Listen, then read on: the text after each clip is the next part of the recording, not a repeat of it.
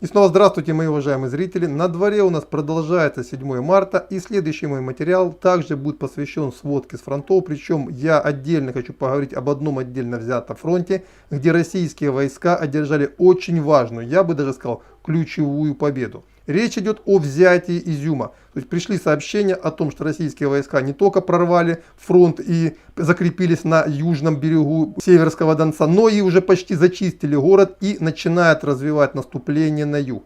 Почему это ключевая победа? Потому что здесь речь идет не только об окружении Славянско-Краматорско-Лисичанской группировки, это локальное окружение. На самом деле речь идет о большом окружении всего Донецкого фронта. Именно исключительная важность этого направления и заставила перебросить сюда единственный и самый такой очень боеспособный мобильный резерв всего Донецкого фронта. За Изюм сражалась 81-я десантно-штурмовая бригада, одна из лучших бригад вооруженных сил Украины. Именно этим связано такое длительное сражение за Изюм. По сути, город во многом разрушен. Тем не менее, российские войска эту победу добыли. Ну и далее, по сути, сыпется весь фланг, начиная от Харькова и до Донбасса. Российские войска уже давно взяли Балаклею, теперь вместе с Изюмом дальше они могут развивать наступление в двух-трех даже направлениях. Первое наступление это в район Славянска-Краматорска, о котором я говорил. С целью не только выйти в тыл Донецкому фронту, но и разрезать его на две части. Отрезав от нее большой кусок в виде Славянско-Лисичанско-Северодонецкой группировки. Вторая колонна российских войск может пойти на Лозовую, и после взятия Лозовой останется всего несколько десятков километров до Павлограда.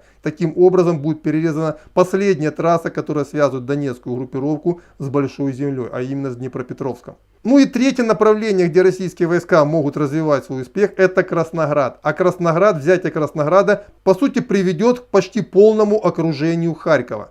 То есть, казалось бы, вот один такой ключевой момент, такой очень важный орешек. А сколько он дает? По сути, это развал фронта на данном направлении. А еще, прямо вот сейчас, на протяжении вторых суток, спасибо моим уважаемым зрителям, которые связались с своими родными в Гуляйполе, они говорят о чем? У нас, говорит, второй день уже нет интернета, идут очень интенсивные бои. ВСУ действительно превратили Гуляйполе в очень укрепленный район, и уже вторые сутки за город идут бои. Да, накал боев здесь будет, наверное, пониже, чем в районе Изюма. Есть у меня подозрение, что его удерживает, ну, судя по логике, скорее всего, либо какие-то новые части, которые были переброшены с Западной Украины, либо 54-я бригада. А это все-таки намного менее боеспособное подразделение, чем 81-я. И уничтожив Гуляйпольскую группировку, российские войска может широким фронтом дальше развивать наступление в тыл Авдеевской группировки противника и также идти навстречу в район Павлограда, отрезая весь огромный Донецкий фронт от остальной Украины. Ну и, соответственно, выйти на дальние поступы к Запорожью. То есть, на самом деле, победа за Изюм, она ключевая. Вторая, хоть и менее, но тоже ключевая победа, это будет взятие Гуляйполя. После чего Донецкий фронт Украины, по сути, начнет распадаться. Вот это то, о чем я хотел сказать в данном выпуске. Более полный обзор я сделаю завтра уже утром, либо завтра в обед. Скорее всего, утром я сделаю отдельно тему,